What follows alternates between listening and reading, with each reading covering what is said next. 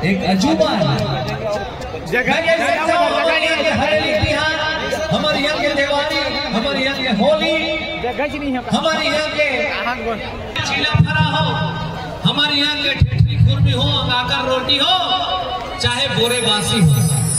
मैं कहूँ समूचा विश्व में हमारे छत्तीसगढ़ महतारे के कोरासन ये भूलिया नहीं अहोमन परम भाग्यशाली है कि हमारे जन्म में छत्तीसगढ़ महतारे के कोरा में हो तो संगवारी हुई। आप सब लोग कहना चाहूँ बिना कंजूसी के दोनों हाथ उठा के जोरदार जयकारा बोलो छत्तीसगढ़ महतारी की। अब आज तो एंड्रॉइड फोन के जमाना है, कीपैड वाले मोबाइल है, कोनो संगी संगवारी मन 70 साल में हमारे जवान मन रखा थे। लेकिन अभी मैं कहता हूँ छठवीं पढ़िया लड़का मन से भी छोटे बच्चा मन एंड्रॉइड फोन यूज करा थे।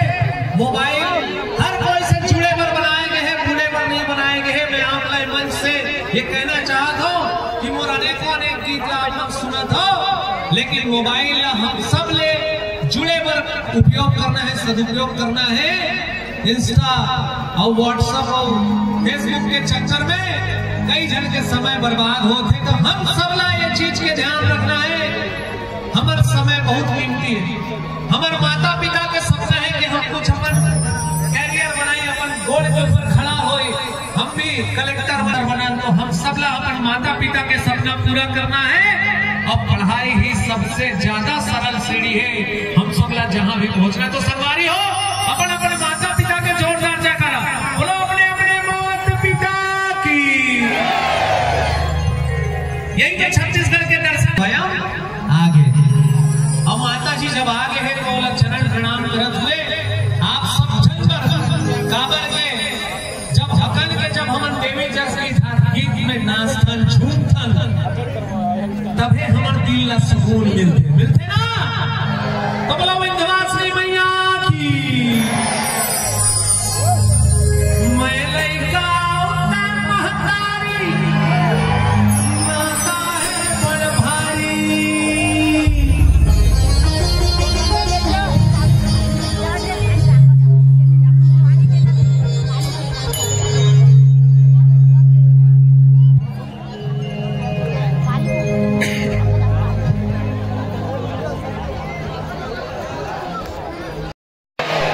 जय जय श्री राम।